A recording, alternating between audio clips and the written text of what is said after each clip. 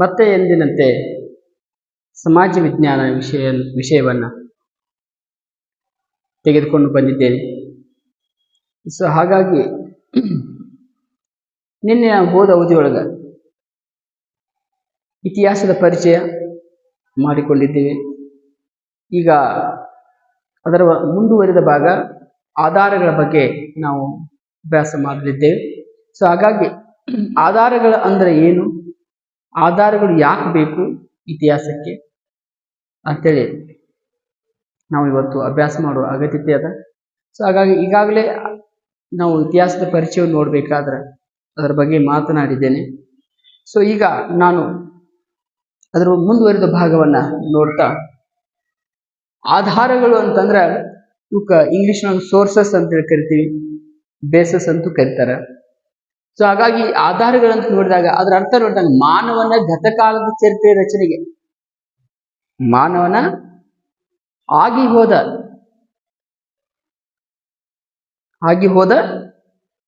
ಘಟನೆಯ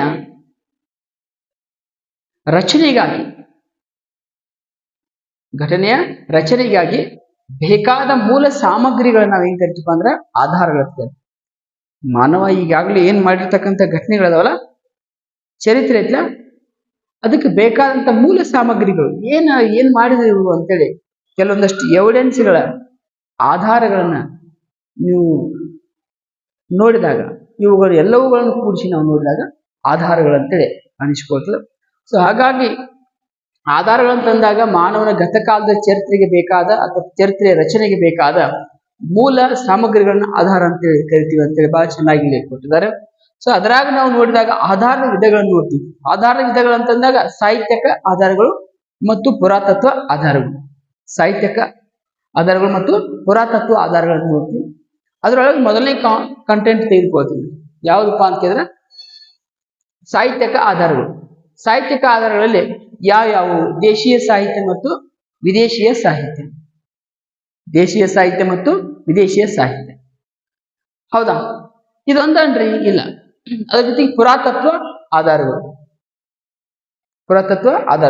ಅವುಗಳಲ್ಲಿ ಶಾಸನಗಳು ಬರ್ತಾವ, ನಾಣ್ಯಗಳು ಬರ್ತಾವ, ಸ್ಮಾರಕಗಳು ಬರ್ತಾವ, ಆಮೇಲೆ ಇತರೆ ಭೂ ಉತ್ಖನನಕ್ಕೆ ಸಂಬಂಧಪಟ್ಟ ಹಾಗೆ ಒಂದಷ್ಟು ಬರ್ತಾವ. ಇವನ್ನೆಲ್ಲವೂ ಏನ್ ಮಾಡ್ತೀವಿ ಅಂದ್ರೆ ಇಲ್ಲಿ ನೋಡ್ತಾ ಹೋಗ್ತೀವಿ. ಹಾಗಾಗಿ ಇಷ್ಟು ನಾವು ಸವಿಸ್ತರವಾಗಿ ನೋಡಿದಾಗ ಇವೆಲ್ಲವುಗಳು ಇತಿಹಾಸವನ್ನ ರಚನೆ ಮಾಡಲಿಕ್ಕೆ ಬೇಕಾದ ಪೂರಕ ಅಂಶಗಳು ಅಥವಾ ಮೂಲ ದಾಖಲೆಗಳು ಅಂತೇಳಿ ನಾವು ನೋಡ್ಕೊಬಹುದು. ಇತಿಹಾಸವನ್ನ ನಾವೆಲ್ಲ ಅರಿಬೇಕಾದ್ರೆ, ತಿಳಿಬೇಕಾದ್ರೆ ಅದು ಪಳ್ಳು ಇತಿಹಾಸವನ್ನ ಸೃಷ್ಟಿಸುವುದಲ್ಲ, ಅದು ಯಾವಾಗ, ಎಲ್ಲಿ, ಯಾರಿಂದ ನಡೀತು ಅನ್ನುವಂತ ಒಂದು ನಿರ್ದಿಷ್ಟತೆಯನ್ನು ನಾವು ಪಡಿಬೇಕಾಗ್ತದೆ. ಸೊ ಆ ಪಡೆದಾಗ ಏನಾಗ್ತದೆ ಅಂತಂದ್ರೆ ಆ ಇತಿಹಾಸಕ್ಕೆ ಹೆಚ್ಚು ಬೆಲೆ ಇರ್ತದೆ. ಅದು ವ್ಯಾಲ್ಯೂಯಬಲ್ ಆಗಿರ್ತಕ್ಕಂಥ ಒಂದು ಹಿಸ್ಟ್ರಿ ಆಗಿ ನಾವು ಅದನ್ನು ಓದಿ ನಮ್ಮ ಜೀವನವನ್ನು ಸುಧಾರಿಸಿಕೊಳ್ಳಲಿಕ್ಕೆ ಸಹಕಾರಿಯಾಗ್ತದೆ.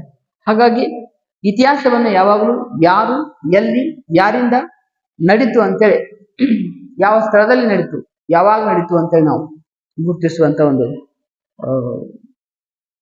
ಪರಿಪಾಠ ಇದೆ. ಸೊ ಇದನ್ನ ನಾವು ಏನ್ ಮಾಡ್ತೀವಿ ಅಂತಂದ್ರೆ ಈ ರೀತಿ ಬೈಫ್ರಿಕೇಟ್ ಮಾಡ್ಕೊಂತ ಹೋಗ್ತೀವಿ. ಸೊ ಆ ವಿಷಯಗಳನ್ನ ನೋಡಿದಾಗ ಮೊದಲನೇದೇನು ನೋಡ್ತೀವಿ, ಸಾಹಿತ್ಯಕ ಆಧಾರಗಳಲ್ಲಿ ದೇಶೀಯ ಸಾಹಿತ್ಯ ಮತ್ತು ವಿದೇಶೀಯ ಸಾಹಿತ್ಯವನ್ನು ನೋಡ್ತಾ ಹೋಗ್ತೀವಿ. ದೇಶೀಯ ಸಾಹಿತ್ಯ ಮತ್ತು ವಿದೇಶೀಯ ಸಾಹಿತ್ಯ, ಅವುಗಳಲ್ಲಿ ದೇಶೀಯ ಸಾಹಿತ್ಯ ಕಾಣ್ತಿಲ್ವಲ್ಲ, ಕೌಟಿಲ್ಯ ಅಂತಂದ್ರೆ ಅರ್ಥಶಾಸ್ತ್ರ ಬರೆದ, ಹೌದಾ? ಈತ ಮೌರ್ಯ ಸಾಮ್ರಾಜ್ಯದಲ್ಲಿ ಚಂದ್ರಗುಪ್ತ ಮೌರ್ಯನ ಆಸ್ಥಾನದೊಳಗೆ ಪ್ರಧಾನಮಂತ್ರಿಯಾಗಿದ್ದಂತ ಒಬ್ಬ ವ್ಯಕ್ತಿ. ಯಾರು? ಕೌಟಿಲ್ಯ. ಈತ ಒಂದು ರಾಜ್ಯಭಾರ ನಡೆಸುವುದು ಹೇಗೆ, ರಾಜ್ಯಭಾರವನ್ನು ನಡೆಸುವುದು ಹೇಗೆ, ಆ ರಾಜ್ಯದ ಆರ್ಥಿಕತೆ ಹೇಗಿರಬೇಕು, ಅಲ್ಲಿರ್ತಕ್ಕಂಥ ಆಡಳಿತ ಯಂತ್ರ ಹೇಗಿರಬೇಕು ಅಂತೇಳಿ ಒಂದಷ್ಟು ವಿಚಾರಗಳನ್ನು ತೆಗೆದುಕೊಂಡು ಆಗಿನ ಕಾಲಕ್ಕೆ ಅರ್ಥಶಾಸ್ತ್ರ ಅಂತೇಳಿ ಗ್ರಂಥ ಬರೀತಾನೆ. ಈಗಿನ ಈ ಅರ್ಥಶಾಸ್ತ್ರಕ್ಕೆ ಬಹಳ ಅಜಗಜಾಂತರ ವ್ಯತ್ಯಾಸಗಳು. ಆದ್ರೂ ಇದನ್ನೇ ಮಾಡ್ತಾರೆ, ಆತ ಅರ್ಥಶಾಸ್ತ್ರ ಅಂತ ಹೆಸರಿಟ್ಟು ಈ ಗ್ರಂಥವನ್ನು ಬರೀತಾನೆ. ಹಾಲ ಅಂತ ಬರ್ತಾನೆ, ಹಾಲ ಗಾಥಾ ಸಪ್ತಸತಿ ಅಂತೇಳಿ ಬರೀತಾನೆ. ಹಾಲ್ ಅನ್ನುವಂಥ ವ್ಯಕ್ತಿ ಗಾಥಾ ಸಪ್ತಸತಿ ಬರೀತಾನೆ. ಚಾಂದ್ ಬರ್ದಾಯಿ ಅಂತೇಳಿ ಪೃಥ್ವಿರಾಜ್ ರಾಸೋ ಅನ್ನುವಂಥ ಕೃತಿಯನ್ನು ಬರೀತಾನೆ. ನಿಮಗೆಲ್ಲ ಗೊತ್ತಿರ್ಬೇಕು. ಚೌಹಾಣ್ರೊಳಗ ರಜಪೂತ ಅರಸ ಚೌಹಾಣ್ ಅಂತೇಳಿ ಒಬ್ಬ ಚೌಹಾಣ್ ಅಂತ ಒಂದು ಮಣಿತನ ಇತ್ತು. ಆ ಮಣಿತನದಲ್ಲಿ ಪೃಥ್ವಿರಾಜ್ ಚೌಹಾಣ್ ಅಂತ ಒಬ್ಬ, ಮೂರನೇ ಪೃಥ್ವಿರಾಜ್ ಚೌಹಾಣ್, ಉತ್ತರ ಭಾರತದಲ್ಲಿ ಹೆಚ್ಚು ಪ್ರಸಿದ್ಧ ಒಬ್ಬ ರಾಜ. ಆ ರಾಜನ ಹೆಸರಿನ ಮೇಲೆ ಈ ಚಾಂದ್ ಬರ್ದಾಯಿ ಅನ್ನುವಂಥ ಒಬ್ಬ ಹಿಂದಿ ಕವಿ ಏನ್ ಮಾಡ್ತಾನಂತಂದ್ರ, ಈ ಪೃಥ್ವಿರಾಜ್ ರಾಸೋ ಅನ್ನುವಂತ ಒಂದು ಕೃತಿಯನ್ನ ಹಿಂದಿಯಲ್ಲಿ ಬರೀತಾನೆ. ಹೌದಾ? ಸೊ ಹಾಗಾಗಿ ಪಂಪನ ಹೆಸರು ಕೇಳ್ತೀನಿ, ಕನ್ನಡದ ನಾಡಿನ ಆದಿಕವಿ ಅಂತ ಕರಿತೀವಿ. ಈತ ವಿಕ್ರಮಾರ್ಜುನ ವಿಜಯ ಅಂತ ಕೃತಿ ಬರೀತಾನೆ. ಸಂಗಮ ಸಾಹಿತ್ಯದಲ್ಲಿ ನಾವು ತಮಿಳು ಸಾಹಿತ್ಯದ ಬಗ್ಗೆ ನಾವು ತಿಳ್ಕೊಂತೀವಿ. ಹೌದಾ? ಅದೇ ರೀತಿ ತ್ರಿಪಿಟಕಗಳು ಅಂತ ಬರ್ತಾವ, ಬೌದ್ಧ ಸಾಹಿತ್ಯದ ಬಗ್ಗೆ ಹೇಳ್ತಾವ.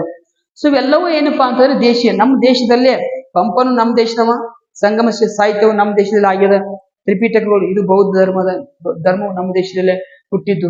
ಚಾಂದ್ ಬರ್ದಾಯಿ ಇರ್ಬೋದು, ಹಾಲ ಇರ್ಬೋದು, ಕೌಟಿ, ಇವೆಲ್ಲರೂ ನಮ್ಮ ದೇಶದವರು ಆಗಿರುವುದರಿಂದ ನಮ್ಮ ದೇಶದವರೇ, ಭಾರತೀಯರೇ, ಭಾರತದ ನೆಲದಲ್ಲಿಯೇ ಹುಟ್ಟಿ ಇಲ್ಲಿರ್ತಕ್ಕಂಥ ಆಗಿನ ಕಾಲದ ಆಡಳಿತ, ಸಾಮಾಜಿಕ ವ್ಯವಸ್ಥೆ, ಆರ್ಥಿಕ ವ್ಯವಸ್ಥೆ, ಜನರ ಸಂಸ್ಕೃತಿ, ನಡವಳಿಕೆಗಳ ಬಗ್ಗೆ, ಅಥವಾ ಆಗಿನ ಕಾಲಕ್ಕಿರ್ತಕ್ಕಂಥ ಒಂದು ವಾಸ್ತುಶಿಲ್ಪ, ಎಲ್ಲದರ ಬಗ್ಗೆನೂ ಈ ಕೃತಿಗಳನ್ನು ನಾವು ನೋಡಬಹುದು.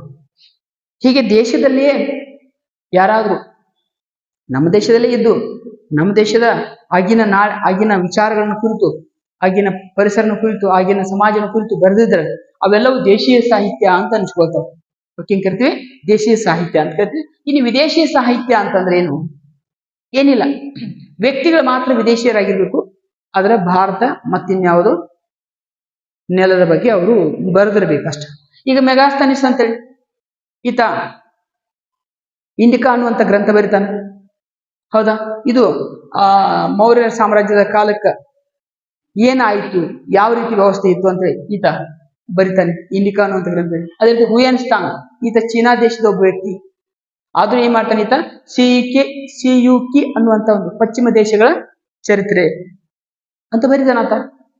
ಅಂದ್ರೆ ನಮ್ಮ ನಾಡಿನ ಚರಿತ್ರೆ ಎಲ್ಲ ಬರೆದು, ಅಂದ್ರೆ ಭಾರತದ ಬಗ್ಗೆ ಈ ಗ್ರಂಥದಲ್ಲಿ ಬರಿತಾ ಹೋಗ್ತಾನೆ ಒಂದಷ್ಟು ವಿಷಯಗಳನ್ನು. ಅದೇ ರೀತಿ ಟಾಲೆಮಿ ಅಂತ ಜಿಯೋಗ್ರಫಿ ಅಂತ ಬರೀತಾನೆ. ಆಮೇಲೆ ಸಿಲೋನ್ ಅನ್ನುವಂಥ ಒಂದು ದೇಶ, ಸಿಲೋನ್ ಅಂದ್ರೆ ಶ್ರೀಲಂಕಾ ಅಂತ ಕರಿತೀವಿ, ಅಲ್ಲಿ ದೀಪವಂಶ ಮತ್ತು ಮಹಾವಂಶ ಅಂತ 2 ಗ್ರಂಥಗಳದಾವ. ಆ ಗ್ರಂಥಗಳಲ್ಲಿ ಏನಪ್ಪಾ ಅಂದ್ರೆ ನಮ್ಮ ನಾಡಿನ ಮತ್ತು ಶ್ರೀಲಂಕಾ ದೇಶದ ಒಂದಷ್ಟು ವಿಷಯಗಳಲ್ಲಿ ಅಡಗಿದಾವ. ಬಾರ್ಬೋಸಾ ಇರ್ಬೋದು, ನುನ್ವಿಜ ಇರ್ಬೋದು, ನಿಕೋಲೋ ಕೋಂಟೆ ಇರ್ಬೋದು, ಇವರೆಲ್ಲ ವಿದೇಶಿಯರೇ. ಇವರೆಲ್ಲ ಭಾರತಕ್ಕೆ ಬಂದು ಏನ್ ಮಾಡ್ತಾರಪ್ಪ ಅಂದ್ರೆ ಭಾರತದಲ್ಲಿರ್ತಕ್ಕಂಥ ಸಂಪತ್ತಿನ ಬಗ್ಗೆ, ಭಾರತದಲ್ಲಿರ್ತಕ್ಕಂಥ ಸಾಂಬಾರ್ ಪದಾರ್ಥಗಳ ಬಗ್ಗೆ, ಭಾರತದಲ್ಲಿರ್ತಕ್ಕಂಥ ರಾಜರ ಔದಾರ್ಯದ ಬಗ್ಗೆ, ವೈಭವದ ಬಗ್ಗೆ ತಮ್ಮ ವಿಚಾರಗಳನ್ನ, ವರದಿಗಳನ್ನ ಮಂಡಿಸ್ತಾ ಹೋಗ್ತಾರೆ.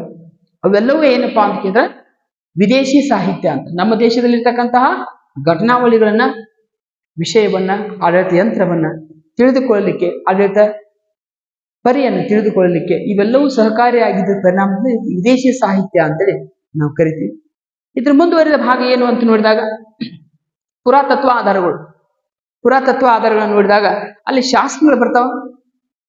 ಹೌದಾ? ನಾಣ್ಯಗಳು ಬರ್ತಾವ, ಸ್ಮಾರಕಗಳು ಬರ್ತಾವ. ಹೌದಾ? ಇತರೆ ಅಂತ ನೋಡಿದಾಗ ಉತ್ಖನನಗಳು ಅಂತ ಬರ್ತಾವ. ಹೌದಾ? ನೋಡ್ರಿ, ಈ ಶಾಸನಗಳನ್ನು ತೆಗೆದುಕೊಂಡಾಗ ನೀವೆಲ್ಲ ಅಶೋಕನ ಶಾಸನ ಹೆಸರು ಕೇಳ್ತೀರಿ. ಮಸ್ಕಿ ಶಾಸನ, ತಾಳಗುಂದಿ ಶಾಸನ, ಒಂದಿಷ್ಟು ಕರ್ನಾಟಕದಲ್ಲಿ ಸೆಲೆಕ್ಟೆಡ್ ನೋಡಿದಾಗ ಅವು ನಮ್ಮ ಯಾರು ಅಶೋಕನ ಬಗ್ಗೆ ಹೇಳ್ತಾವ. ಸೊ ಅಶೋಕನ ಬಗ್ಗೆ ಹೇಳಿದಾಗ ಆ ಶಾಸನಗಳು ಒಂದ್ ರೀತಿ ಏನಾಗ್ಯಪ್ಪ ಅಂತಂದ್ರೆ ಅಶೋಕನ ಧಾರ್ಮಿಕ ವಿಚಾರಗಳು, ಅಶೋಕನ ಬೌದ್ಧ ಧರ್ಮ ವಿಚಾರಗಳು, ಅಶೋಕ ಪ್ರಜೆಗಳ ಬಗ್ಗೆ ಇರ್ತಕ್ಕಂಥ ಮನೋಭಾವ. ಸಾಮಾನ್ಯವಾಗಿ ಕೇಳಿರ್ತೀರಿ ನೀವು, ಅಶೋಕ ಹೇಳ್ತಿದ್ದ ಅಥವಾ ಹೇಳಿದ ಮಾತು ಯಾವುದು ಅಂತ ಕೇಳಿದ್ರೆ ಅದು ಹೇಳ್ತಾನೆ, ಪ್ರಜೆಗಳು ನನ್ನ ಮಕ್ಕಳಿದ್ದಂತೆ ಅಂತೇಳಿ ಬರಿತಾ ಹೋಗ್ತಾನೆ. ಅವೆಲ್ಲವೂ ಇವತ್ತು ನಮಗ ಶಾಸನಗಳ ಮೂಲಕ ಸಿಗ್ತಾ ಹೋಗ್ತಾವ. ಹೌದಾ? ಈ ರೀತಿ ಶಾಸನಗಳು ನಮಗ ದೊರೀತಾವ. ಅದೇ ರೀತಿ ನಾಣ್ಯಗಳನ್ನ ನೋಡಿರ್ತೀರಿ ನೀವು. ಈಗ ಸಮುದ್ರಗುಪ್ತ ಅಂತಿದ್ದ.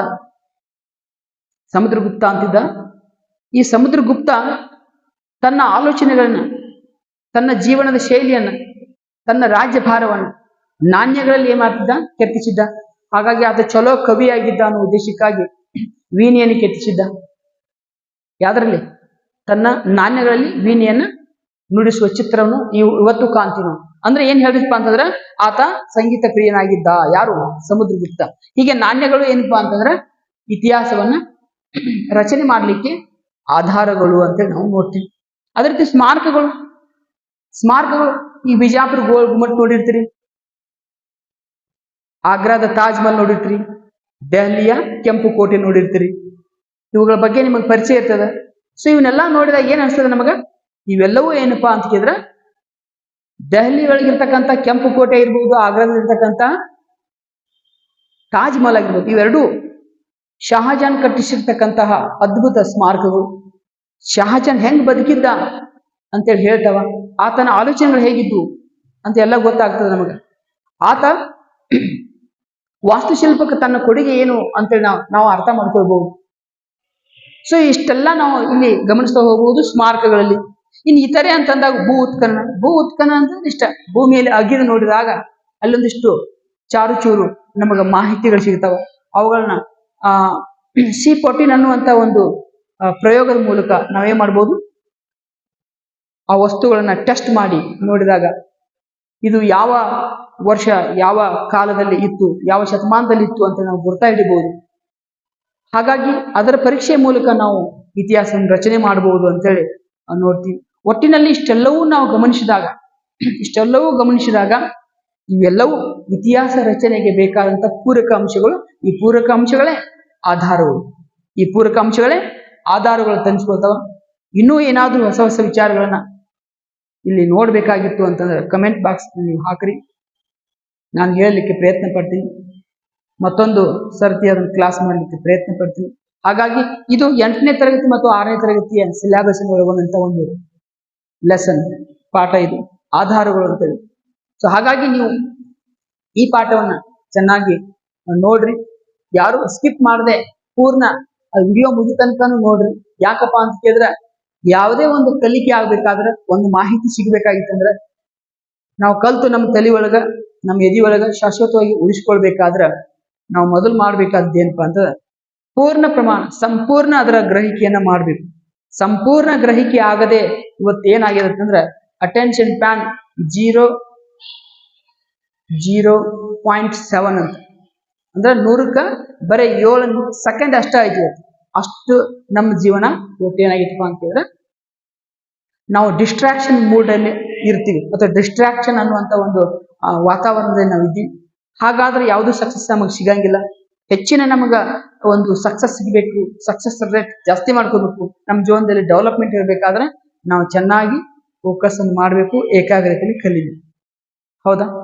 ಸೊ ಅಂತ ಎಲ್ಲರೂ ಈ ರೀತಿ ನೀವು ಈ ಪಾಠಗಳನ್ನೆಲ್ಲರೂ ವೀಕ್ಷಣೆ ಮಾಡಿ ಅಂತ ಹೇಳ್ತಾ ಇವತ್ತಿಗೆ ಈ ಆಧಾರಗಳ ಒಂದು ಲೆಸನ್ ಮುಗಿಸ್ತಾ ಇದ್ದೀನಿ.